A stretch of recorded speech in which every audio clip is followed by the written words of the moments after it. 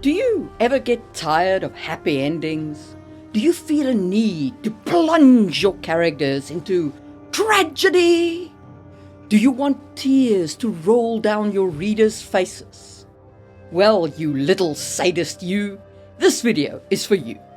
I recently visited Prague, and let me tell you, besides being a beautiful city with a rich history, it's a place steeped in tragedy and dark tales. And with February coming up, tragic love is a topic I want to explore. After all, who doesn't want to cry on Valentine's Day? So, get your tissue box out and let's talk about tragic romances. Welcome to another episode of Just in Time Worldbuilding with your host, Marie Mullaney.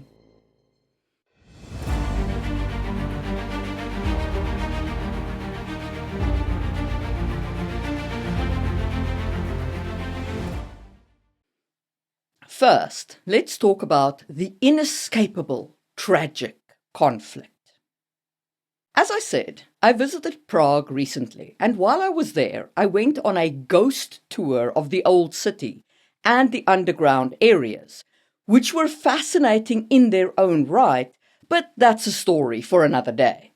On this ghost tour, the guide told us the tragic tale of Jan Midlaus, red-hooded executioner of Prague. It is said that Jan was studying to be a doctor, but he fell in love with a girl, deeply, desperately in love, and she fell in love with him. Sounds like a tale of great romance, doesn't it? But this is Prague, where tragedy wears a velvet glove. The girl's father had already seen her married to an old man with a lot of money. The girl, desperate to be with her love, Jan Midlaus, poisoned her husband. And perhaps all would have been well, and they could have married. But her crime was found out, and her trust betrayed. Now, Jan was desperate to save his love, and so he abandoned his medical studies and apprenticed himself to the executioner in a desperate bid to break his lady out of prison. But life is cruel, and this is Prague. He could not save her, and in the end, the best he could offer her was a clean and quick death by being her executioner. Such was the tragic tale of Jan Midlaus, the red-hooded executioner of Prague. Is that story true? Probably not. But Jan Midlaus, by the way, check the spelling on that name. If I hadn't heard the tour guide pronounce it, I would have no hope in heck of guessing how to pronounce that name. Anyway, Jan Midlaus was an actual historical figure. He was a real 17th century executioner in Prague, known for executing the 27 noblemen after the Battle of White Mountain in 1621. What do we learn as world builders and writers from this kind of tragic folktale? Well, there's a few lessons. First, the world itself was against our young lovers. Jan didn't have the money to make a viable husband. The girl's father wanted her married to a rich old man, and so on. The seeds of their tragedy were sown in the harsh reality of 17th century Europe's culture and politics. Second, there's some giant moral complexities in this story. I mean, plenty of people fall in love in situations where that love simply cannot be, and they don't end up unaliving other people to try and make their love a reality, and then go on to execute swathes of humans.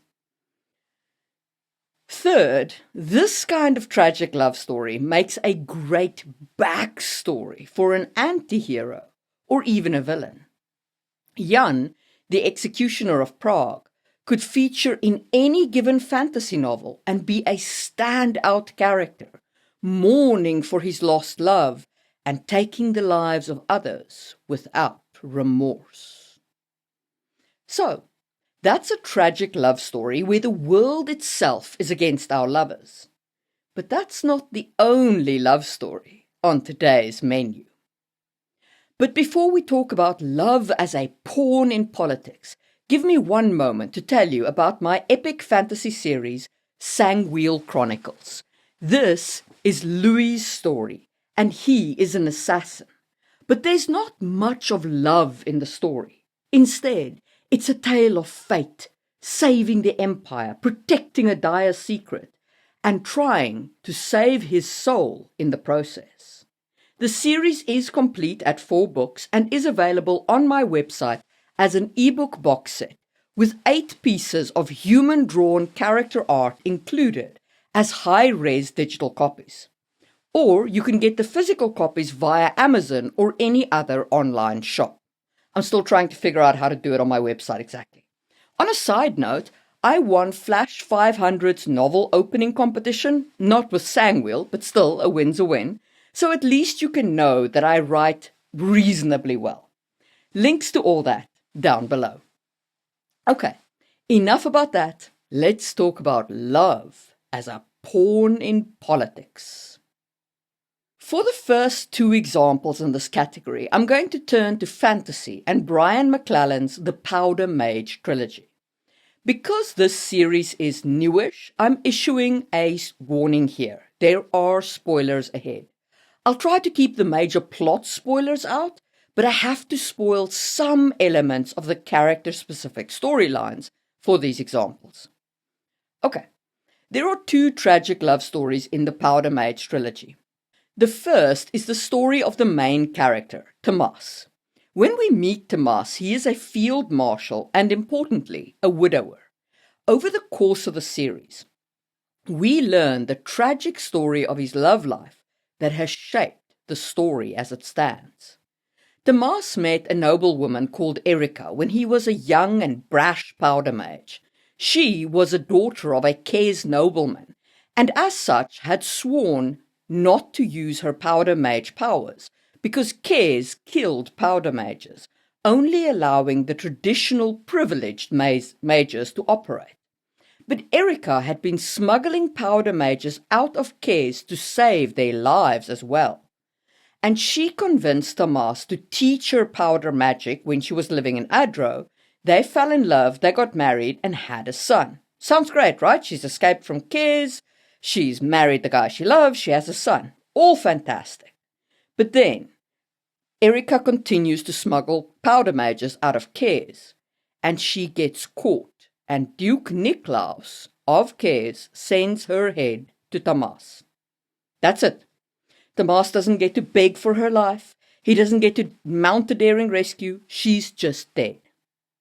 So first he tries to get revenge. He tries to go and kill the king of Kes, but he fails, and all that happens is he manages to get his younger brother-in-law killed. So now he is without his wife, and he hasn't got his revenge. So you know what Tomas does? He planned a bloody revolution in the French style. This is a direct quote from the horse's mouth. I did this for me, and I did this for Adro, so that manhood wouldn't sign us all into slavery to the Kes with the Accords. I did it because those grumbling students of philosophy at the university only play at rebellion. The age of kings is dead, and I have killed it. Except even those words are a lie, as we learn later. He did it for Erica's sake. He did it to go to war with Kes for the sake of vengeance. Can you imagine loving someone so much that you plan a straight-up revolution, drown a city in the blood of nobles, and then plot a war? I'd say relationship goals, but honestly, no. I don't want to be in the center of that much heat. However, Tomas's story gives us some good tragic love lessons to learn from. The first is, again, that love lost, tragic love, can be a powerful motivator, to the point where it drives a man to do fairly insane things. The second is that politics can poison or destroy any love. Erica acted in good conscience to save children who were powder mages from Kes's headsmen, and she died for those brave acts, shattering her husband's heart and turning him into the most dangerous kind of politician, one with a personal vendetta and no limiting lines. The second example of a pawn in a grand game is Tomas's son, Daniel, or more accurately, his fiancée, Vlora. When Book 1 opens, we meet Daniel just after he's broken his engagement with Vlora because she cheated on him while he was deployed abroad. Sounds like a cut-and-dried case, right? Right, it's not. What we learn over the course of the book is that Vlora was seduced at the behest of a political enemy of Tomas. Poison was dripped in her ear about the parties Daniel was having, the woman Daniel was bedding. And then, while she's alone and while he's deployed abroad, along comes this noble stranger who seduces her straight into his bed. Now, obviously, she still cheated on Daniel. The tragedy was still of her making. But she was also the victim of a political snare she had no hope in seeing. Tomas's enemies arranged this. And at the end of the series, we learn that she still carried a flame for Daniel, but he had moved on. And so, in a bittersweet ending for Vlora, she let him go. If you want to write this kind of tragedy, you need to lay the groundwork for political machinations, but for maximum impact, hide the machinations. At first, I thought Vlora was just unfaithful for whatever reason. Maybe she wasn't actually in love with Daniel or whatever. And then, as the truth came out piece by piece, my heart broke for her. But if I'd known from the start that political shenanigans had been afoot, the impact on me as the reader would not have been nearly as big as the final result.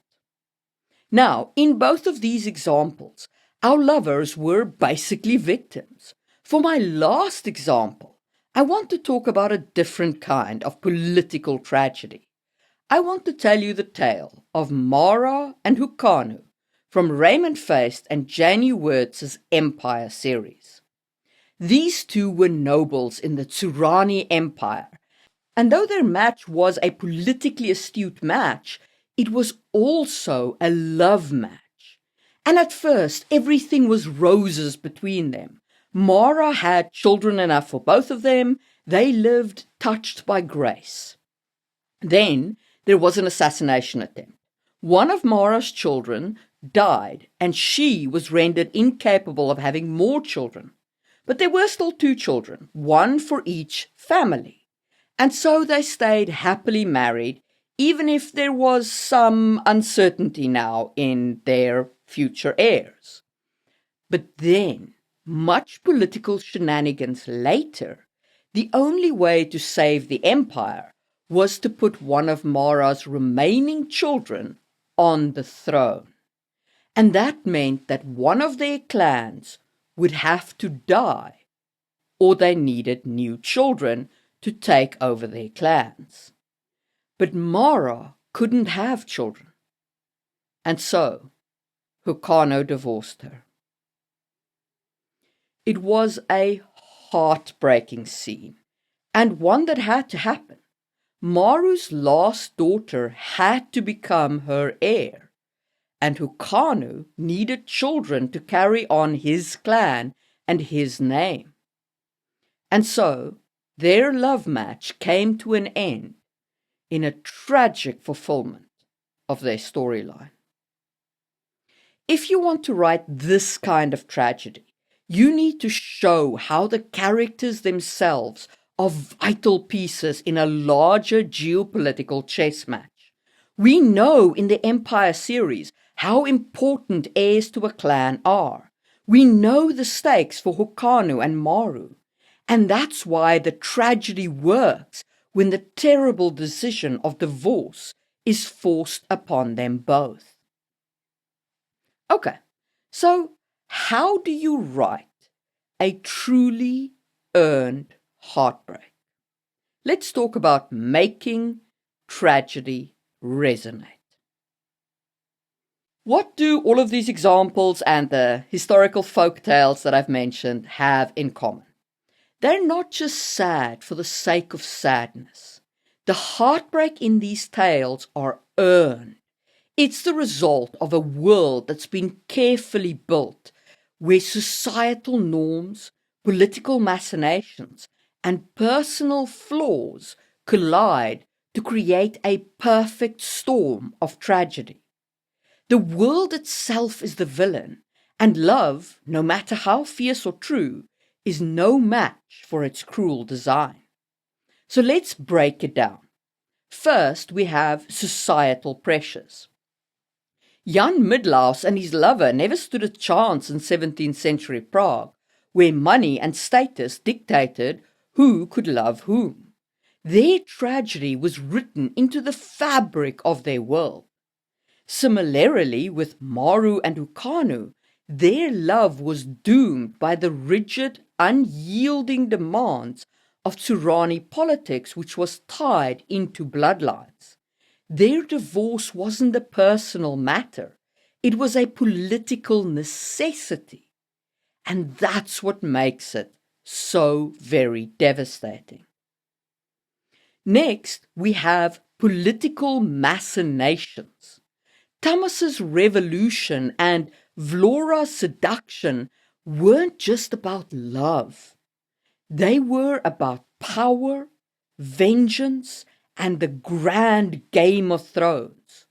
The tragedy of their stories lies in how their personal lives were pawns in a much larger, ruthless game. When love becomes a casualty of politics, the heartbreak feels inevitably, and that's what resonates. And finally, there is personal flaws and the choices characters make.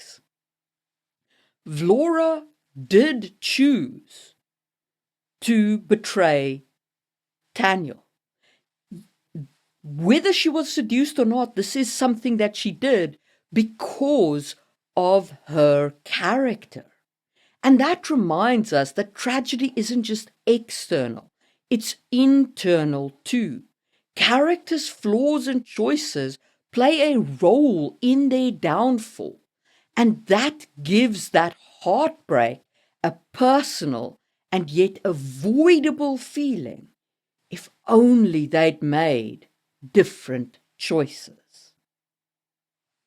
The key to writing a tragic love story that lingers in your readers' hearts is to make it feel inevitable.